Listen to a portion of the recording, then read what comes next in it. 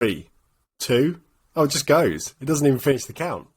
It finished to me because... Oh, mine just said 5-4 and then it was just underway. Yeah, it's because you don't need to know because you're the guest. No, I am. Technically, Permanently the guest. Yeah. I am permanently the guest. Oh, okay, let's get my AFC Richmond top out for the Patreons. Go Greyhounds. Roy Kent on the back. Yeah. Yeah. Right. I'm doing the announcements. Yes, you are. Hello and welcome to another episode of the O3C podcast.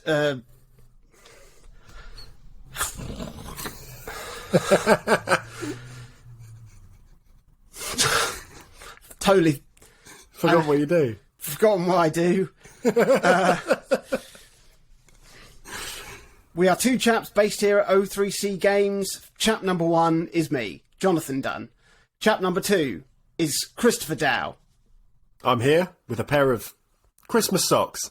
And we are going to be chatting about video games. Yes, we are. That'll do. Right. I think you should leave at least a small gap in there. I'll see how much time I need to fill. Yeah. Right. Okay. Good news, everyone. As of next season, you won't have to hear these ads anymore. Because either enough of you will have started pledging for us not to warrant doing them, or we're just going to stop doing the fucking podcast. Patreon.com/O3C Games, O3C.games/support. Thank you. That's right, blackmail. We're going to hold the podcast hostage. You've got until the end of the season to cough up, or this fucking show gets it right in the fucking bollocks.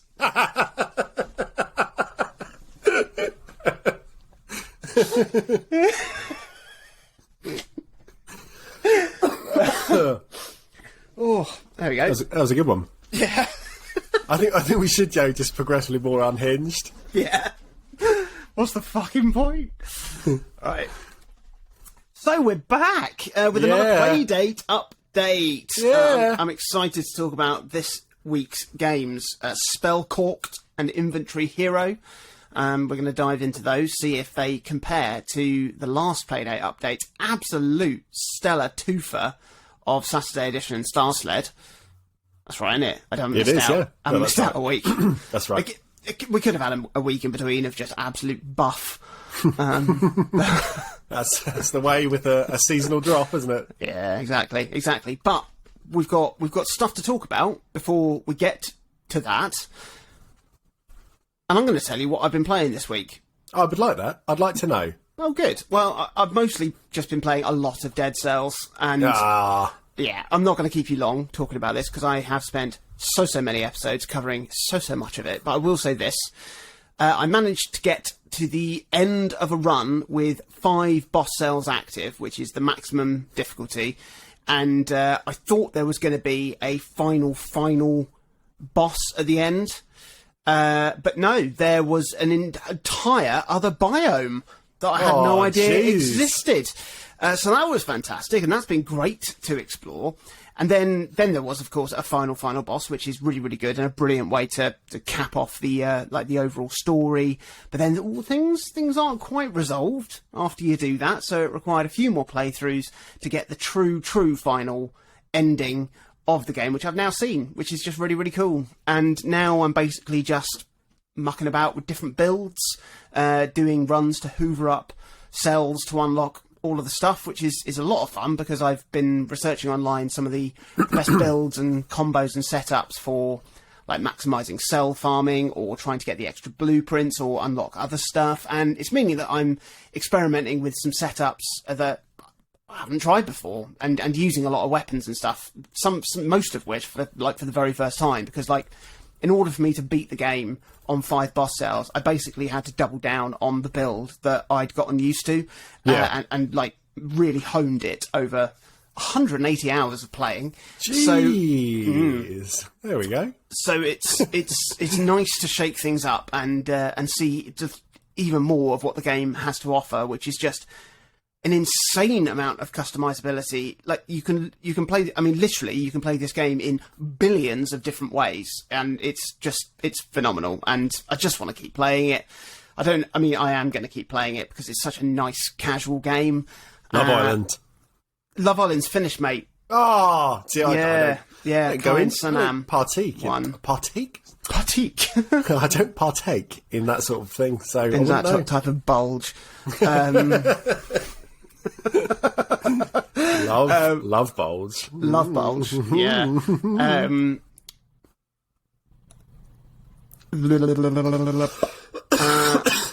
Although I am very, very much looking forward to Resident Evil 4 Remake coming out in a few days' time. As of point of recording, I mean, it's not one I'm going to play whilst watching Love Island. No. But I will hopefully be able to carve out some time to play that properly because, the reviews have been incredible for it, It's been Chris. very, very positive. It's been very positive. But there has been, like, I read this stuff even though I've got no intention of playing it. Obviously. It's been strange to read the amount of people who acted like, you know, it really needed modernised. Because as much as I don't enjoy the game per se, Some of the I find it script very does. hard. Yeah, but I mean, the actual core experience of, you know, it was all designed purposefully to feel a certain way. And to suddenly have people going like, well, you know, it's much better if we can just run about all over the place. It's like, well, it probably feels better to play that in 2023. But that's not to say the original was bad, because it was a conscious choice when it was made. And it produces a very specific feeling and experience. Yeah. I mean, it's not that long ago that I replayed it, and it still feels incredible to play. It's a phenomenal game. Like Resident Evil Village, felt very, very similar to Resident Evil 4. I mean, it's probably rose tinted slightly. It's it plays how I remember Resident Evil 4 playing, or whatever that bollocks. But yeah, I'm super psyched for that. But I have actually played something else this week. I have. What is it? Because, well, I made good on what I said last week, and I did buy Alwa's Awakening and Cathedral on my Evercade. Oh! Yes, sir. Yes, sir. And after a year of gathering dust, I turned my Evercade on. 68% battery. Unbelievable. I fucking love these things. It's I brilliant. love these things. It's brilliant. I mean, it's not, you know, it is off. It's not like it's in sleep mode, which more of which I'll come to later. But it was nice that I didn't have to worry about finding the charger for it, because it's like a USB mini charger, not a USB-C charger, which is obviously absolutely fine, but I don't have one to hand. Yeah. I'll have one somewhere, probably in the box. But I have made a start on Alwa's Awakening, which is a really, really good little game. It is exactly what you'd expect from like an 8-bit Metroidvania. It's not actually too dissimilar from Astalon, Tears of the Earth, or Tears of the Earth, which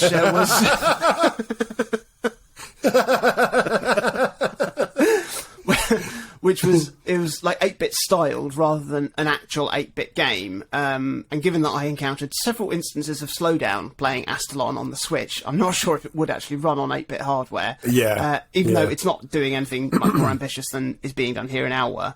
And I know that Alwa has got a Switch port as well, so I'd be interested to know how it plays. As far as I know, it has a modern version, which kind of looks like an 8-bit version, and then the version for the Evercade was a specific build for the NES, essentially, that has then been obviously ported to the Evercade and whatever else. Because it feels it, and I don't mean that in a bad way. Because it's really nice that it feels it, and you get that some of like the flickering sprites if they're overlapping, and just some of that sort of stuff that makes you just go, oh yeah, this is an old game, but you know, it's really, really good. It's really good.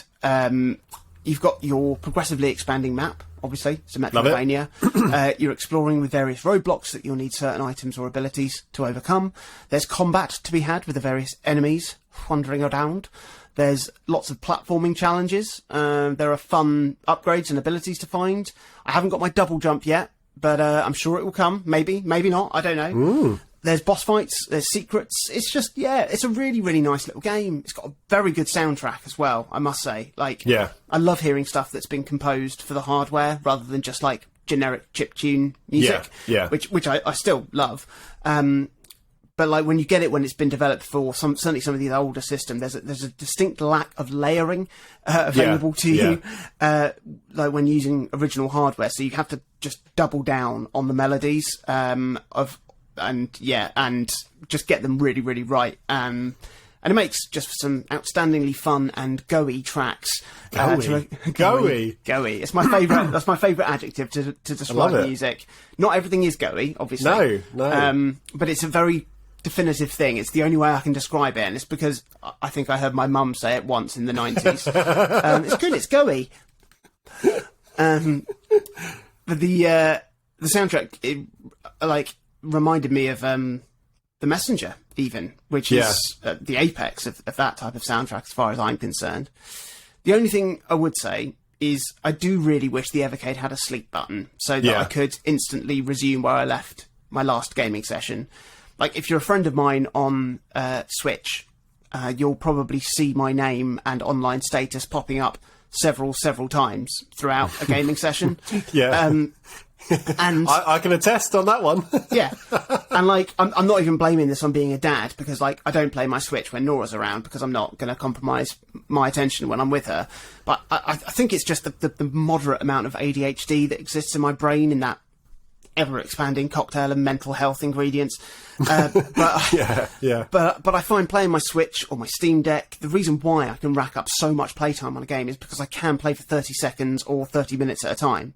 And I can squeeze a small bit of gameplay whilst I'm watching, whilst I'm waiting for a video to render when I'm working, or if I'm playing in the evening whilst watching some crap on TV, I can quickly chuck my console down and watch someone cry on Love Island. But as you've said before, the instant restart of modern consoles is possibly the feature that is most hard to accept not being there when playing on something else. Because we've just become so used to it. Even being able to just shut the clamshell on your DS and open it later. Did the Game Boy Advance SP? I never had one of those. Did that go to sleep when you shut it? I don't think it did. I think it just carried on playing. But just shut. DS did. And it made a nice little noise as well. The DS, I'm pretty sure, did a little beep, boop, or something when you shut it down. Probably. Woo-hoo. There was. So this is a callback. When I played Super Mario 64 DS, I got on one of the mini games that was on that. I got the maximum. It was like find a. It was like a Where's Wally, but with the Mario characters. And I just absolutely got the knack of it and was like, there's no way I can lose this. So I was like, right, I'm going to get to 1,000. I got to 1,000, and then the counter carried on going. So I got to 10,000, and it maxed out at 9,999. But because of that, that was hours of play. But if you put the DS to sleep, if you shut it when playing Super Mario 64 DS, it would make a Mario sound. I think what I'm thinking of then is not that every game makes a sound, but maybe specific games have specific sounds. And I'm thinking of something I was playing and shutting. Maybe. Yeah. But the Evercade does at least allow you to use save states from within just the system's software if you're playing a game that you need to take the edge off a little bit, or if you want to put it down before you've reached a proper save point. So I've been using those to speed up my restarts a bit, and it's something at least, and I certainly can't complain obviously too much. But it's mad how much one additional step is enough to put you off playing something. And this is the same thing with VR. Yeah. It's why I don't play more of that, because it's like, I could do that, or I could just literally, my Switch is right here and I could be playing Dead Cells. I could have been playing it by now. Yeah. If I hadn't have stopped to tell you about it. But I'm trying to keep my Evercade around with me, so I can just turn it on and play a little bit, even if it is just for 5 minutes, save state, and then, because I would like to play through this game, and I want to play Cathedral as well. Yes. Because I really like the console. I like how clicky it is. It's lovely to hold just those little chunky cartridges and just put them in the machine. I love a cartridge. Oh, it's just great. A cartridge. Yeah, it's really nice. It's really nice. But that's me. This week. Well, I've been Jonathan Dunn. Good night. You've been the best. I mean, to keep on an Evercade theme, as mentioned last week, I am now in possession of the shiny new Evercade EXP handheld. Yes, But yes. How's that dead pixel? As you allude to, I'm going to save my proper thoughts on that for a week or two's time, because frustratingly, my unit shipped with a single dead pixel, very much in line of sight. You know, if it was at the border, I could have been like, oh, you know, most games I won't even see it because it's kind of in the overspill area. But no, it's right in the middle. When I spoke to the support team, they told me they believed it was near impossible for the panels they're now using for this new model to have them. So I'm very fortunate. Yeah. But that means a large part of my current experience has been just a back and forth conversation to replace the unit. They are going to do that, which is very nice. That's really good. You know, to give it, you know, fair play to them. Most companies today, if you have a single pixel out of place, would probably say, you know, that's within margin of error and apologies. Yeah. That's just kind of how it is. So, you know, they're not a big team, essentially, and I appreciate that I will hopefully have a shiny, non-dead pixel unit quite soon. So I'll let you know some of the games I've played soon. I have been very tempted to get the new console, but it doesn't have a sleep function either, does it? No, it still doesn't. It still doesn't. That would have... honestly, if it did, I probably would have... Yeah. I shouldn't. Don't need it. I would, but I won't. Because But I could. But I could. Do you want to know the one other game I have actually played this week? A real game. A big boy game. Is it like Monster Trucks again? Monster Jam. No, it's not. I've started Sonic Frontiers. Yay! I do not know what this game is. Like, I know you were super, super positive on the game overall. I don't feel after a few hours in, at least, that I can be quite as glowing. Okay. It's such a strange title. It really is really strange.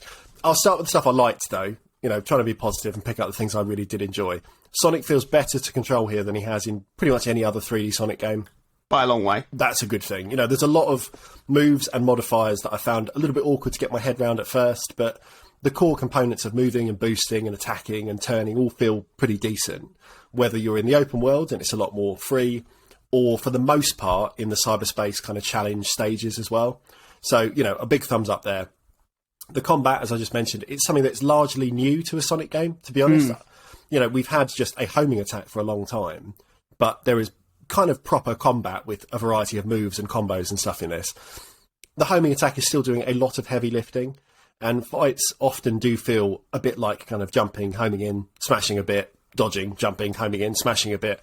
You know, it's got that sort of routine, but I feel that actually captures and updates a lot of what battles felt like in the 2D games. You know, you wait for an opening, you jump in, you kind of establish where is the break in the enemy defense sort of thing, and then you wail on Dr. Robotnik's little ship or whatever. And so I like it. I think it works quite well. Big encounters generally feel pretty good and nicely expansive. You've encountered big. I have, but in this case, grand encounters.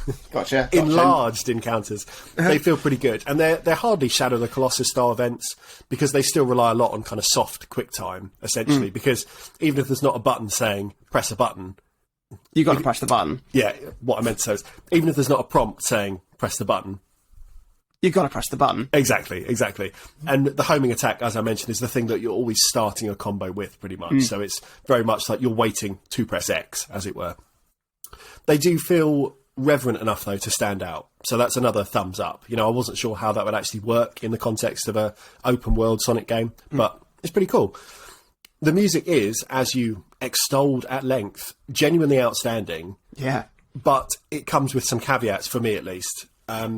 The sweeping orchestral score is beautiful, and the bouncy up-tempo vocal pieces that tend to accompany like the cutaway stages feel suitably Sonic-y enough as well to fit the environments they're dumped into. At their real best, the piano-led score for the first island... I can't speak. At their best, the piano-led score, for example, on the first island almost reaches the heights that the sort of ambient motifs in Breath of the Wild achieved. Almost. And this is where the caveats start, and I begin sliding into the negative. The vibe can so often just be really wrong, because the cacophony of Sonic noises, like the ring sound effects, the spring sound effects, the whooshing spin sound effect, they sound so utterly stupid over the top of this sort of score. and yet they're so frequent. Yeah. So you've got this lovely sort of like swelling piece of piano, and then just boing, boing, boing all the time in the background. It's really silly. Like the first 5 minutes of the game, when you have no idea where you are or what the controls do, there aren't any rings, there aren't any enemies. You're just tentatively running through little archways and around little sloping cliffs and crumbling columns. And I wanted to stand up and just give the game a big clap. Like it just felt so considered and particular. Like Sonic Team opening the curtain and saying, this is what we think 3D Sonic is in the 2020s.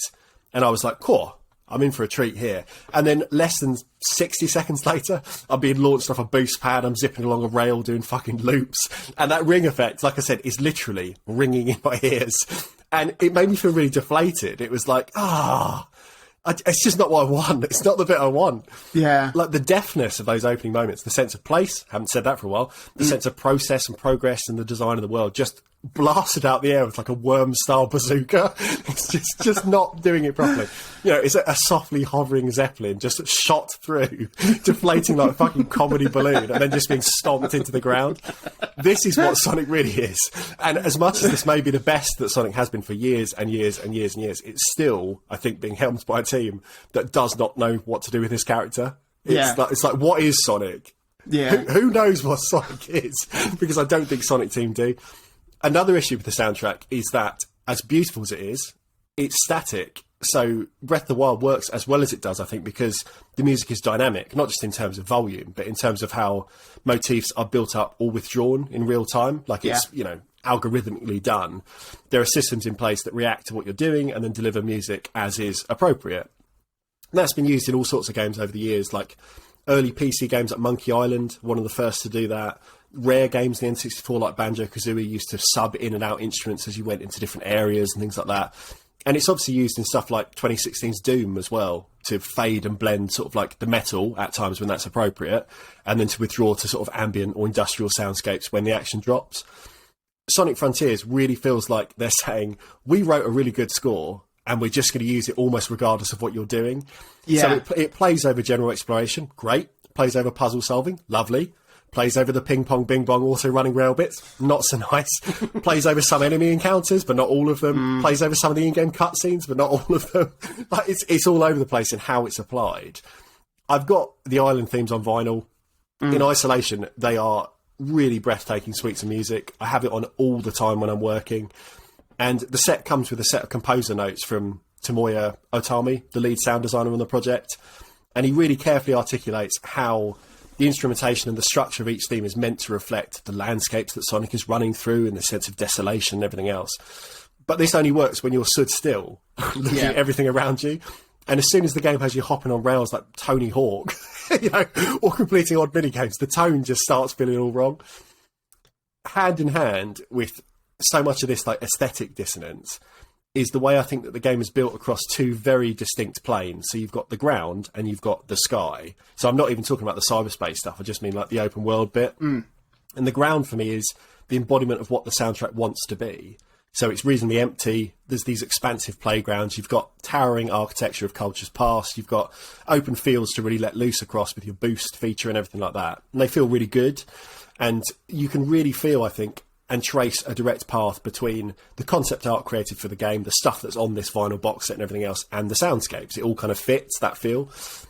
But then with that alarming regularity, like I said, you're boosted or sprung into the sky, you're on floating platforms and physically impossible hovering grind rails. And then with that beautiful soundtrack still playing, you get locked into these kind of fixed, cool camera angles, almost like a wink to the camera as Sonic is corkscrewing into the screen like a promo for a Alton Towers ride. It just doesn't feel quite right to me at all. Worse, though, than the feel of it is the look as the platforms and rails in the sky will literally materialise in front of your eyes. You know, sometimes you'll be on the ground walking backwards and forwards along the ground. You can basically conjure and disperse all of the architecture at will in a way that I don't think I've seen since the PlayStation 1. Wow. Like, there's no hidey Turok-style fog, even. It's just a level of detail system that doesn't work. Like, they haven't thought about how that works. And again, it rips you out of these moments of calm and tranquility because whether you're running at speed, whether you're walking kind of carefully, things are literally appearing. Yeah. And it just doesn't feel very good. Now, I'm playing on the Steam Deck. I wondered if this issue was tied to performance there. It's not. No. I've watched footage of platforms going full David Copperfield on the PlayStation 5, on the Switch, on the Series X. It's just either poor optimization on their core code base or, something to do with, like I said, the level of detail system is just not tweaked quite right. I think on the PC there are mods people have made that essentially will up or lower the amount of stuff that's appearing or not appearing, which could be a solution. But reading into that, because of the way the game is coded again, if you run past an enemy and then you run out of their view and they're still being rendered by this sort of update, you can't do anything else. You can't trigger a cutscene, you can't enter cyberspace, because it thinks you're still in combat mode. So, it's been developed for what it's been developed for, but I still think it's something that could be tweaked. But for all these whinges, there is enough here, I think, though, to keep me playing. Yeah. I like the little island mysteries. I like, those kind of scattered puzzle events that unlock more of the map. I do like collecting things, which means I'll probably persevere with enough of the stage in the sky nonsense as long as I'm being constantly being rewarded. Yeah. As long as every platform I get to has something that goes da-da-da and makes me feel good. Yeah. I can kind of forgive the fact that I've been shot in a rocket to get there. I mostly enjoy the cyberspace levels as well that take you back to previous Sonic stages. They're kind of short enough to encourage mastery and replay, just like little time trials. Yeah. And I've enjoyed kind of trying to get the full gamut of keys needed to progress the main story objectives, but also the ones I didn't really need as well. Just, can I get more of them in one of these stages? Yeah. I ended up S ranking every stage just because it was fun. Yeah. And that's not like me. No, they are fun. And they're not perfect by any means. Like, I'm still frequently getting launched off a ramp without any of my own controller intervention into just instant death. But again, that's the Sonic experience, really, isn't it? The bottomless pits. Yeah. And as a spectacle, like a perfect 60-second run through one of these looks and feels amazing. Even if the 100 failed attempts at an S rank were perhaps less enjoyable in the time before. But to get there feels good. It's just that the whole game has left me feeling confused, I think, and a bit annoyed. Like I said, it's like so close to delivering on something I really want. And not quite doing it for me. Like that opening few moments, as I said, it had me really excited for something different. It felt like such a different take and vibe on open world play spaces. Because for years, open world games have just been variations of the hand holding found in like Ubisoft titles, like Assassin's Creed, or on the other end of the sort of scale, maybe like the computer RPG style found in a Bethesda game, like Skyrim or Fallout. It's basically one or the other. In more recent times, we've seen a mad scramble for all games to now pivot to Breath of the Wild-inspired organic spaces, or the more claustrophobic environmental storytelling of From Software's games. And I think it's starting to now bear out in actually interesting ways. Like, it's taken a while to get there, but you've had things like Elden Ring, obviously. You've had things like Death Stranding. You've had even things like Spider-Man that iterated on what came before, but in a more interesting way, even just by saying, well, now you're in the sky rather than on the floor. It's like, makes it feel fun. They all take what we recognise as an open world game, but change it with a bit of their own flavour. And for the brief opening window of Frontiers, this felt like a team looking at all these things around them and then making something quite new. But, after an hour of play, it was then patently obvious that what we'd really ended up with was a Fisher-Price Breath of the Wild on the ground with what feels like an old copy of Sonic Adventure on the Dreamcast launched into the sky. Like, that combination is what's so maddening to me. And honestly, it is more frustrating because of how good the soundtrack is. Because it really, really showcases this silly divide to me. It's like, no, you've got some people on this team that are thinking we can do something different. And a huge part of this game is the feel and the vibe and the sound of the whole thing. Here's something beautiful. And then the actual gameplay designers are like, but springs! We know you like springs! We know you like grinding on rails! And I just didn't need that. But it does have Big the Cat. It does have fishing. So there's that. It does. I like a fishing game. I've almost beaten the first island fully now. It's taken about 4 or 5 hours, I guess, to get to that point. I've read that the second island is a bit of dip in care and quality, very much a lead with your best foot sort of thing, but I will reserve proper judgment until I've got there. I've got the big titan to be on this island, and then I'll see when I get there and let you know. I do. I look forward to your updates. Definitely. Yeah. I definitely agree with some of these points, and I'd totally forgotten, but when you mentioned it, I remembered within the first half an hour, I just changed the system settings and turned sound effects down. Oh yeah, I should do that. It's too much. It is, but Yeah, because I was thinking, why did that never stand out to me? Because that does sound really ridiculous. And it's because I was like, oh no, I want to. When I realised how good the music was, I was like, oh, I couldn't turn it up, so I turned everything else down. Yeah, mute everything else. Yeah, basically. I was like, so I can hear it if I collect something, but I don't really want to hear it. The draw distance stuff. Like I said, it shouldn't be there. It shouldn't be an issue, but it is. But also, it didn't bother me that much. Yeah. I totally understand that this, like, what they've, like, the enigma that is Sonic. Yeah. You know, it's like, and he doesn't fit in this game. The character doesn't fit in this game, really. Yeah. But then a new character... Well, I don't know. Even though I love Sonic, and I've played, like, loads of Sonic games, I think I just put the fact that it's a Sonic game out of my mind a bit. Yeah. You know? And just sort of... Just enjoyed the gameplay that was, you know, that was there and running around and just doing stuff. Change the sound effects, like that. I swear that'll go a long way to improving your experience. Definitely, I think it will. Will. There's the first wave of DLC for it's coming out this week. What does that include? So there is a jukebox mode, which allows you to choose from about 50 different Sonic tracks from previous Sonic games to listen to whilst you're running about. There is a photo mode. I love a photo mode. Genuinely love a photo mode. That'll be fantastic. And then there is also the jukebox mode.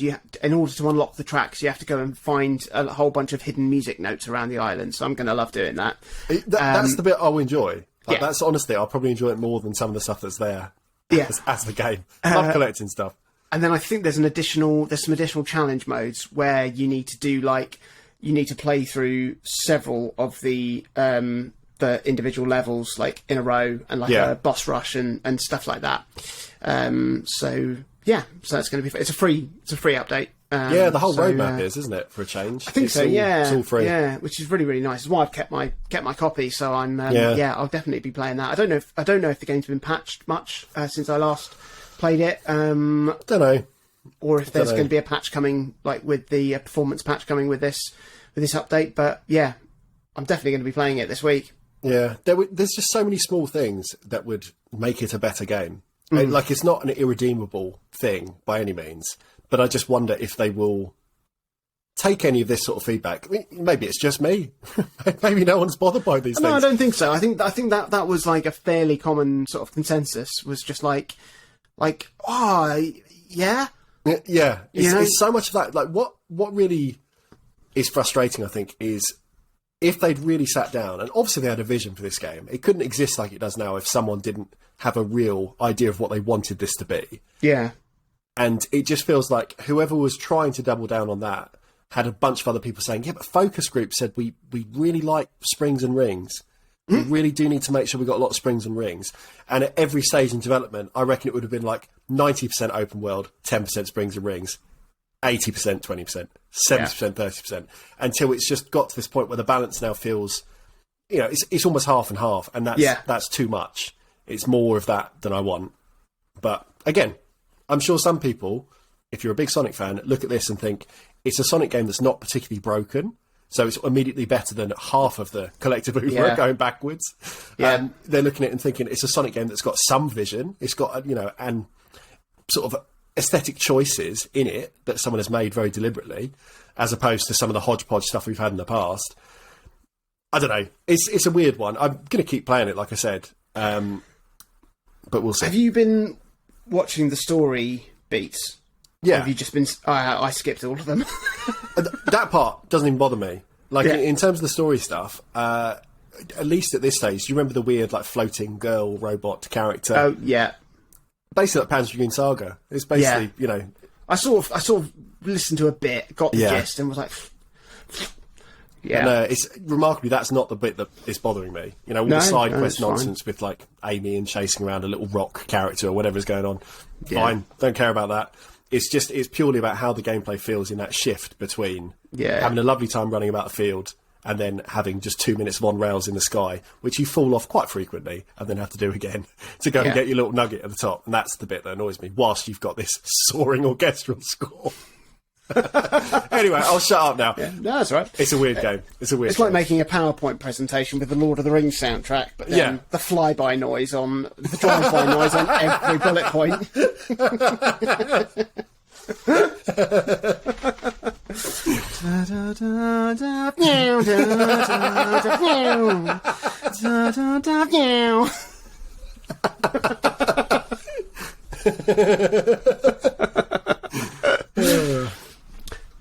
It's a Playdate. It is. Right. It is. What do you want to do? I can get first if you want. Yeah. I didn't know if you want, because I can kind of end this bit on the store and just say, but we're going to do the regular week. So, oh, yes. Yeah, you do the store and then I'll do it. Yeah, okay. I forgot about that.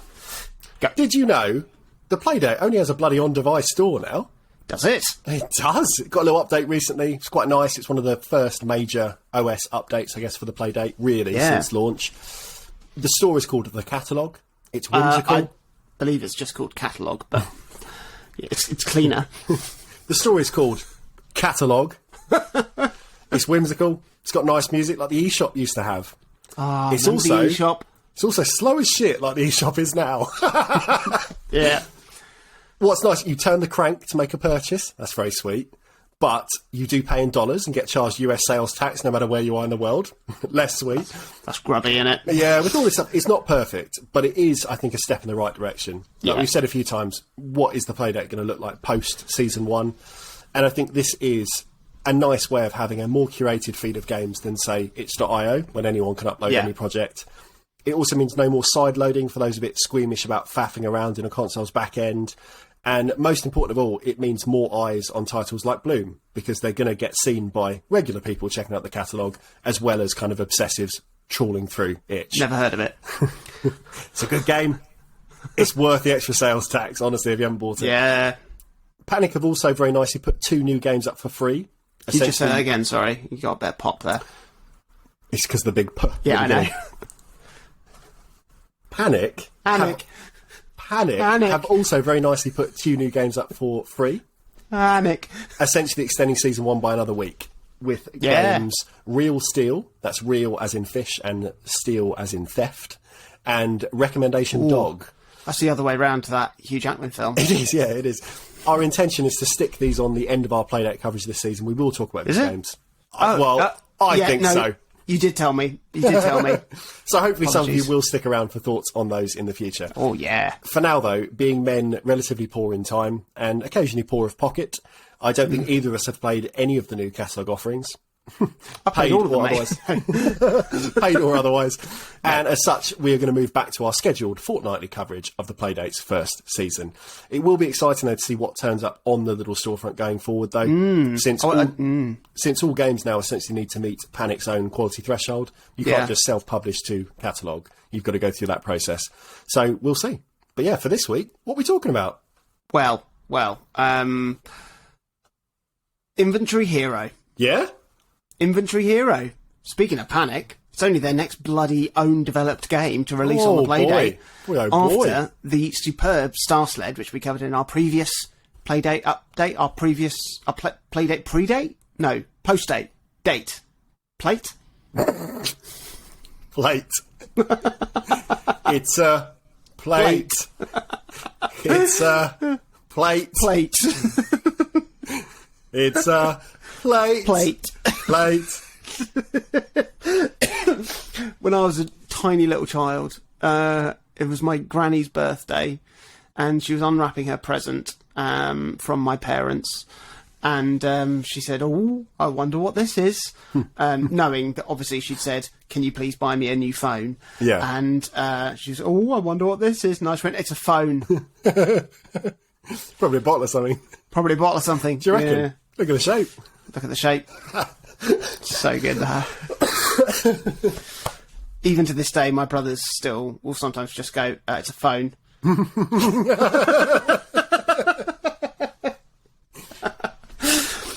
So, how does Inventory Hero measure up to Star Sled? Well, you can't compare them.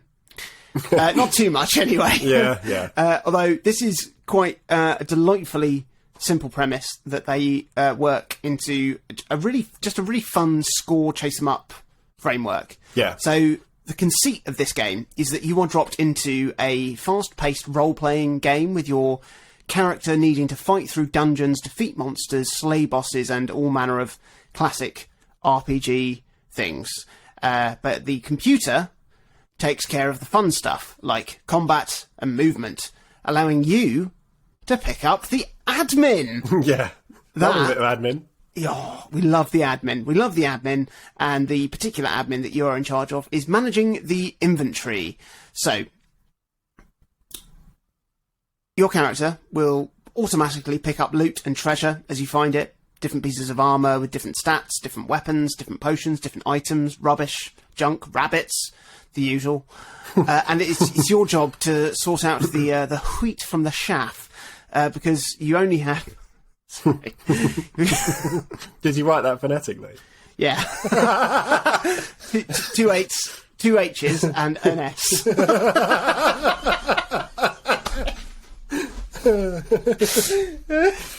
Behind the curtain.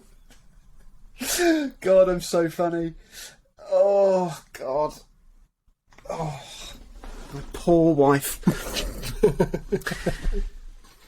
Because you only have 6 valuable inventory spaces, and boy, they will fill up quickly, and picking up a 7th item will replace one of your other items at random. So if you're holding on to a precious health potion to save you from a tight spot, and you take your eye off the ball, it's gone. And it's quite simple to control. There's a little window so you can see the actual action that's happening. Your little chap, or chapess, or chaperone, or chipotle, just trundling through a dungeon, enemies coming in, sword swipes, all of that stuff, and then you use the Playdate D-pad to navigate along your inventory slots and select one of them, and one button uses the item and the other button chucks it.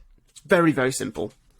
So how do you use your inventory? Well, glad you asked. You've got 5 different armour slots that you can equip items to. You've got your head, your torso, your shoe, your trowels, and your shield.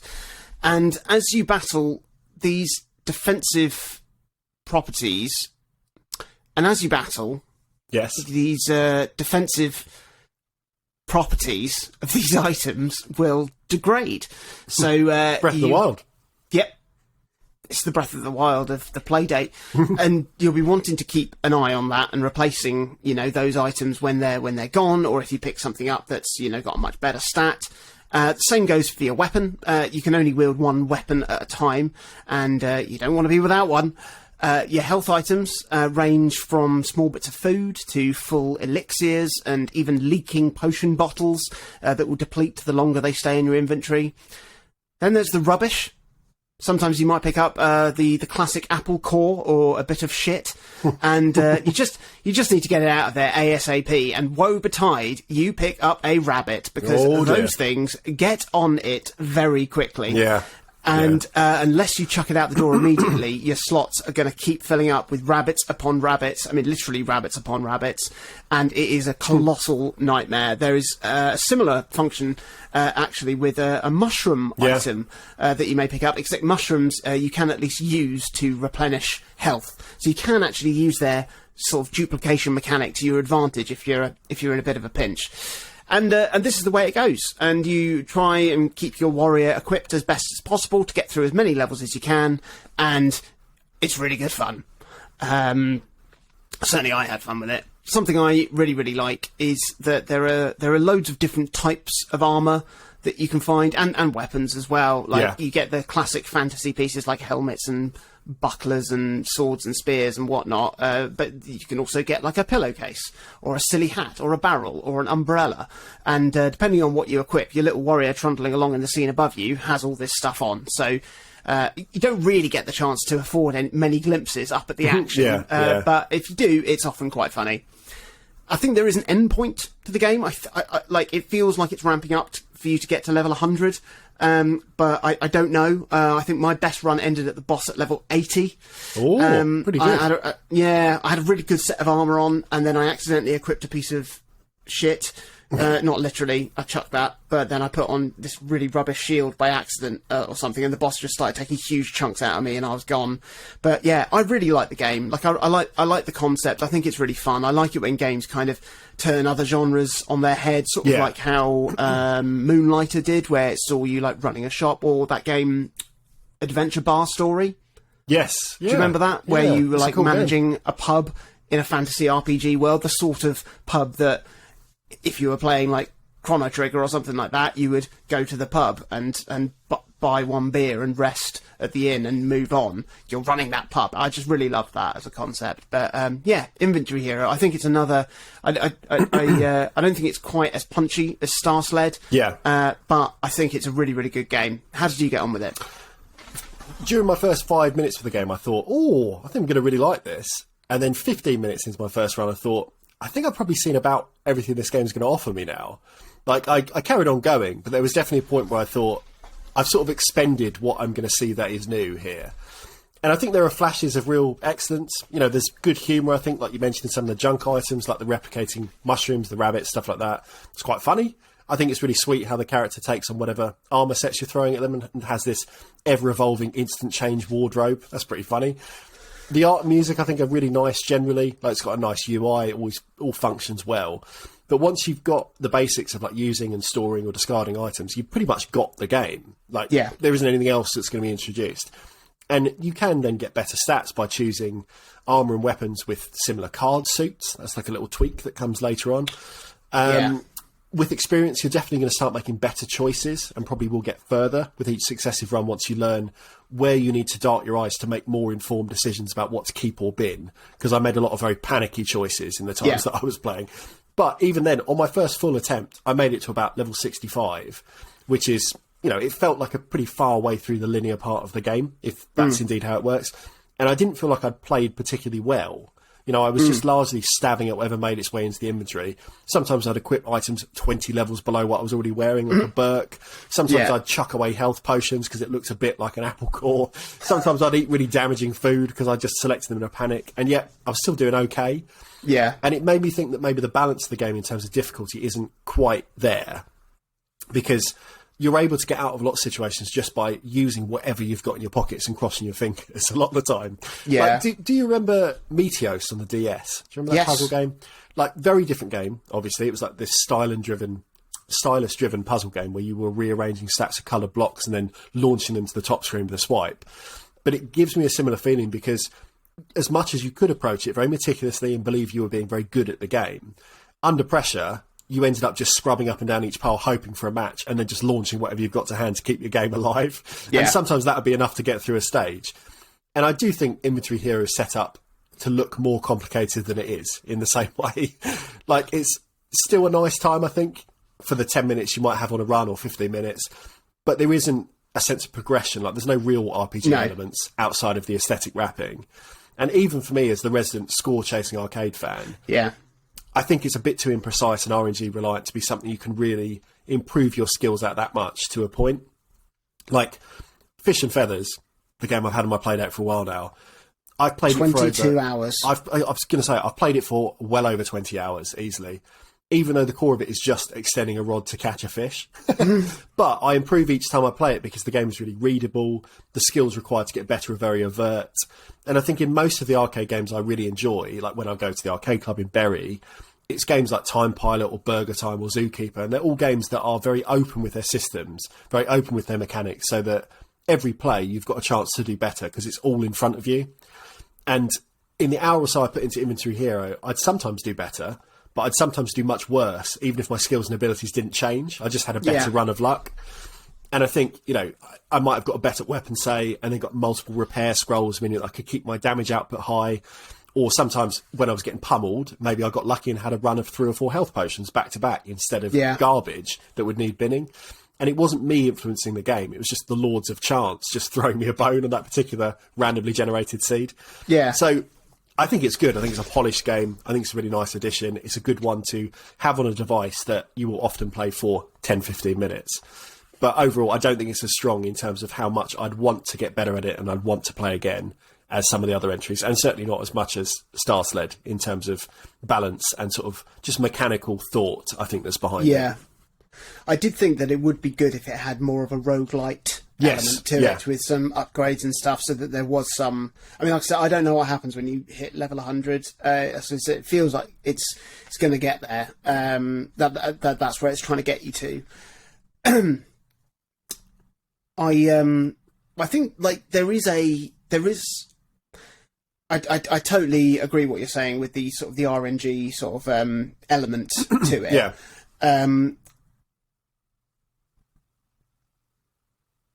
I've just totally lost a train of thought. I imagine you're going to say something about a level of skill that there is that you can... Yeah, but I think that there is still almost like a sort of Twitch response level of skill, of going like, of knowing what you've got, and not even checking, just being like bam bam bam bam bam bam bam bam. Right, I know, you know. And I found that I'd get sort of into that meditative state where I could just, you know, like what's that wood chopping game on Arcade Paradise? Woodcow. Woodcow. Yeah, where you just go left, right, left, right, left, left, right, left, right, left, right, left, left, left, right, or how you get when you're playing like level 99 billion on Tetris. Yeah. There is just sort of like a boom, boom, boom, boom, boom, boom, boom, boom that I sort of got to with it, and that was really, really fun. But also annoying when then you do make a mistake and it costs you. But then, yeah. It's not one I'm eager to keep playing. I'm not that worried if I never get to level 100. Yeah. You know, but I think it's good, given the fact that I think it's a middle of the pack. Yeah. Above I don't know. Upper middle. Upper middle. And I think it is worth noting that if it's a game that is essentially a score chasing game that has drawn you in, clearly it's doing something that will appeal to certain people. Yeah. You know, because as you've said before, you are not the person generally that is going to play the same level 1,000 times. No. And the fact that you gave it quite a few runs and you made progress and you were improving shows that there was something in there that was saying, you know, this is engaging in a way and it is good for a brain like the brain of Jonathan Dunn. Yeah, I did 2 runs. I did 2 runs, and honestly, my thought was, I reckon I can nail this. Yeah. And then I didn't. And then... I reckon I can throw the Playdate in the bin. Basically that. It was basically that. And then I that was when it first came out. I did that 1 run. Yeah. And then I played it again to write these notes, and I was like, I think I got it this time. I was getting up there, and I thought, if I don't get this, I know I'm never trying again. But ignore everything I said then. Just scrap it in the bin. Scrap it in the bin. I'm going to put it all in. Anyway, Spellcorked. Chris, Spellcorked? Take your cork out and tell us about Spellcorked. Well, Spellcorked is an interesting game. I have never played, I've played little to no Cooking Mama over the years. Like, I know that Georgia was a reasonable fan. Only fucking note I've made. I know that Georgia was a reasonable fan, either via its entries on the DS or maybe the Wii, but my sole exposure to the series was via the Switch version of Cooking Mama Cookstar, and I bought that game mainly as a speculative purchase, as at launch it seemed like the developer had created the game without the blessing of the IP holders, and it looked as if it would maybe recalled and destroyed, and I thought that could be a good one to kind of like keep in the collection for financial winnings. But anyway, despite some other twists and turns in that case, relating to speculation that Cookstar was actually a Trojan horse title that was aimed to leverage Switches worldwide as Bitcoin miners. I'm not joking, like you can look it up. The game never really rose in value. But to be honest, this is all just a roundabout way of saying the action in Spellcorked is a kind of follow the prompt gameplay of Cooking Mama. You know, for better or worse, if you've ever played one of those games and you thought, maybe if this had a bit more plot, a bit more whimsy, then Spellcorked would probably be for you. You're a witch, you've opened a new potion shop, you have to use the full suite of Playdate functions to mix up magical cocktails to order based on customer requests, and then you receive and reflect on reviews of your creations that get left on the in-game analog for Yelp called Whelp. Now, for each... It's funny. For each potion, you have to carefully select ingredients from a growing pantry, with choices expanding after each in-game day or Whelp review milestone. Then you must use a combination of button and D-pad inputs, some cranking, and even a little turn of the device to trigger its gyro to produce nice little tinctures fit for your growing customer base. I think this game probably showcases the Playdate's inputs better than most games we've seen this whole season in terms of just variety. Whilst also showing off the lovely high-resolution display, it shows off really nicely too the surprising audio capabilities of the Playdate. It shocks me every time that it's like, it's got a good audio driver in there. You know, it doesn't seem to have a limit on how much it can play and put out. And really the limit is just what a tiny speaker can produce concurrently. But it's a nice little device. The issue with a game like this, though, is that it's hard to find that much to say, because I think it's a really strong game. Like, the process of brewing each potion is fun. Each step is tactile. The pestle and mortar, the tipping process to bottle your brew. But it's a game of just repeating those actions. And unless I'm going to sit here and start spoiling the story or the dialogue, there's not that much more to say about the central conceit. As a comparison point, I'm just going to keep bringing it up. Fish and feathers.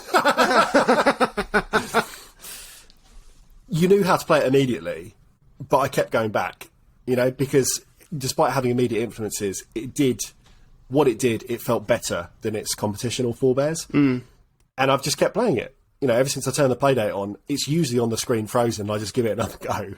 But something like Spellcorked, once I'd kind of expended what it was and got used to kind of a few in-game days, it was like, yeah, it looks nice and it plays nice, but outside of those particular processes, there's not much else you do to engage with the story. It's just read the feedback you get. It moves on regardless. You can have 1,000 one-star reviews and you still make progress through the game. But because of that, it's not really a game of score chasing. It's just kind of gradual attrition that you're always going to make progress, just a little bit slower perhaps if you're not putting your A game into every potion bottle. So the content is just there to be unlocked gradually. And that's quite nice, I guess, to have something to just pick through. Uncorked. Yeah. But yeah, for me, it got to a point where I was like, I'm getting mildly better sometimes. Sometimes I'll fluff a potion, and it's frustrating at times to think, that's going to be worse now. I'm not going to get the same review. But equally, the day just passes on, and you carry on. You carry on achieving, as it were. But yeah, how did you find Cookie Mama Cauldron Edition? Yeah, I thought it was nice. It felt nice is the word. I think nice is the word. Yeah, it's nice. It reminded me of a little bit of a few things. Cooking Mama being the main one. Yeah. But you ruined that punchline. You could not say it though. It is the whole game, isn't it? Yeah, it is. Initially, it felt a little bit similar to Demon Quest 85 in its setup, with like it being like, right, you need to get this because it sort of uses code words for things. So it'd be like, oh, we need a spirit potion, and it's like, oh, okay, well, I need to remember that spirit is I need this ingredient for. That's what spirit is, you know, or strength potion is like, or whatever. And then knowing sort of like the right things to do to get the right strength for the customer, and then, you know, blah blah blah blah blah. It's got that a little bit of a hint of Bloom to it, where this overarching story, you know, that provides like the narrative arc over the top of, you know, this sort of fairly gentle gameplay, but obviously it doesn't have anywhere near the refinement of Bloom's narrative at all, or the interactivity of it. You know, even though, you know, you don't really get to interact like actually with the story of Bloom. You know, the dialogue choices you get lead to pretty much the same thing. There's nothing like that here at all, which means, you know, in Bloom, like it, you know, there wasn't really much gameplay to it in terms of like buying your flowers and sowing them and watering them and picking them and stuff like that. You wouldn't play a game that was just that. It had to have the other thing. It had to have the other thing, and but you're happy to do that stuff to get to the next bit of story, or to be like, oh, okay, I know I can do that because I can get to this. There isn't that in Spellcorked. It is just, and it's nice. The gameplay's nice, But like you said, like it doesn't take long. It's nice. Nice. But it doesn't take long before you, like you said, you've seen kind of all its. You're like, yeah, okay, I know what this is going to be now. And yeah, what's next? Put the two games together from this week. Imagine that. Like, what's the other one? Inventory Hero. Smash together like the active playing of Inventory Hero. Yeah. With a sort of story that has a sense of progression, where each day your person comes back in. They've been sort of duffed up at level 65. They're going to do better tomorrow. Bit of dialogue around how you've done. I think that improves both games. I think you're right. And even if you want to keep all this kind of direct input of kind of making something, make some of the potions you take as your starting items for the next day or something. There we go. Look at that. There we go. Chris. This is easy. Making games is easy. Tell you something that did wind me up. The mechanic of pouring the potion into the flask. Yeah. Is a piece of shit. Like it's absolute. It's definite. So you have to rotate the Playdate. I wanted to pour it. Yeah, no, it's like you can sort of pour along with it, but like there's no reactivity to you tipping the Playdate and how much you're actually tipping the potion, and that would have gone a long way to me enjoying doing it. 10 out of 10. If it had haptic feedback, which I've said before, it would, especially like for that would be pestle and mortar type thing. That would be lovely, and a little bit more, bloop, bloop, bloop, bloop. A little bit more poor. I mean, the gyro. I can't figure out how the gyro works in the Playdate. No, because for something it's like the first time I've really been aware of it being used. For something like that, that's just a tipping motion. It's like fair enough. It works. It doesn't have any like sort of granular feedback, as it were, but it works. It's either on its side or not, kind of thing. But I've played another game, side-loaded, called Necro Crisis, and it's meant to be kind of like a Time Crisis type shooting thing, where you turn the crank to fire a Gatling gun, and then you move around your cursor either with the D-pad or with the gyro. And I thought, that'd be interesting. Let's see how it actually works. Unplayable with the gyro, absolutely unplayable. And it definitely is a case of someone just saying, well, it's in there, so I guess we'll just implement it and see how it works. Because it's too slow, it's not responsive. You sort of tip, and a second later it starts kind of going in that direction. So it's never going to work for something like Kirby Tilt and Tumble, is what I'm saying. Yeah. It's just not responsive enough. So I wonder what it is. If it's just to say, shake, and you get a response. Yeah. So it's kind of more like, almost like a pedometer, that it could sort of just track movement in that sense. Or, can it be something else? I don't know. Maybe there's a way to utilise it I'm not thinking of, but... To be honest, outside of the only other game I know have used it was Boogie Loops. You could add that weird warbling sound effect just by shaking it. Oh yeah, I forgot about that. And it would sort of randomise the notes of your tune. Very, very strange addition. I wonder if you shook it during Saturday edition and he just like starts tapping his feet. Maybe. Like he rolls his shoulders. He may well do. May well do. Oh, I'm going to shut that out. Boot it up now. Oh shit.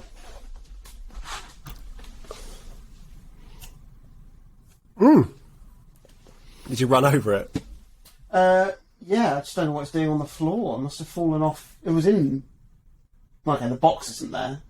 The box had fallen off. And then fired out. They're quite loose in the box, yeah. Yeah, loosey-goosey. Oh, love blowing a cartridge. Anyway. All in all, it's an okay week, innit? Yeah, it's slightly above average. Week. It's like a 6.5 out of 10 overall, I'd say. Yeah, Ballon and a bit. Love Ballon.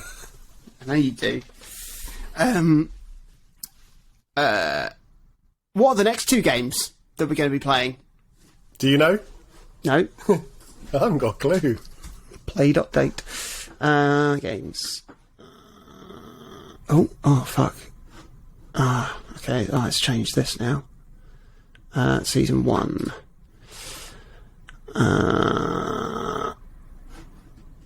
The next two games are Snack and Sasquatches. Don't know anything about those. Snack appears to be a snake game. Oh, score. And Sasquatches appears to be a Yeti game. That famous genre.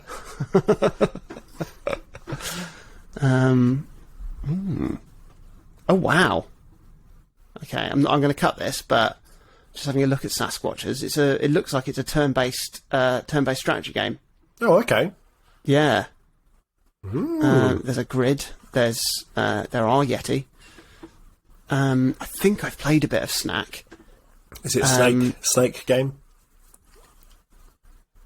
Yeah, it's just Snake, but it's and I remember it being just really shit. Who's Zach Gage? What's he done? Did I think he did Spell Tower on the iPhone. Yes, I think he was that's it. involved in Tumbleseed in some way for the UI, maybe. He did Threes. Because he did really bad chess. And Flip Flop Solitaire. Did he do Threes? Was he involved in that, or is that someone else? I don't know. Maybe that's somebody else.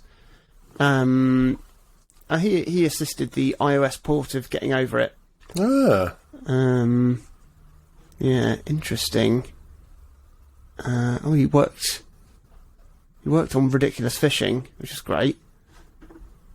Oh, I loved Ridiculous Fishing. Yeah, me too. You bought that for me, I remember. Did I? One birthday, yeah. Love that game.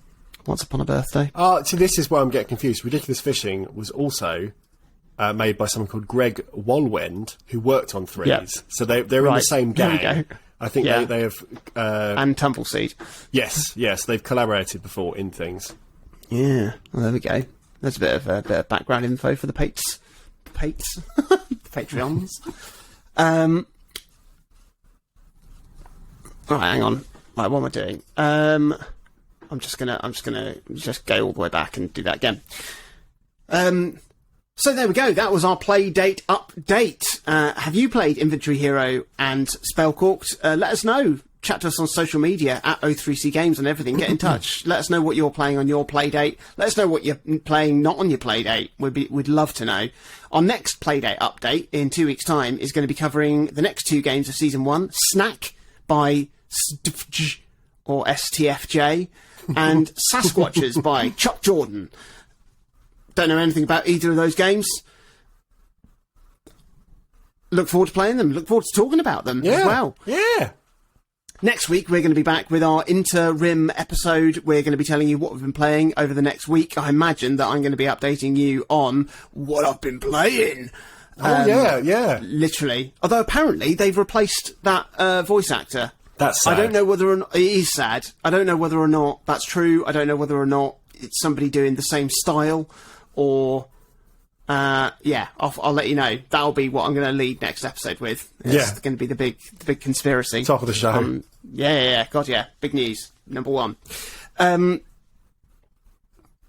the meantime, you can chat to us on social media individually at Jonathan Dunn. At Chaz_Hodges. And, have a good week. Play some games, enjoy them, and enjoy each other. Good night. Bye.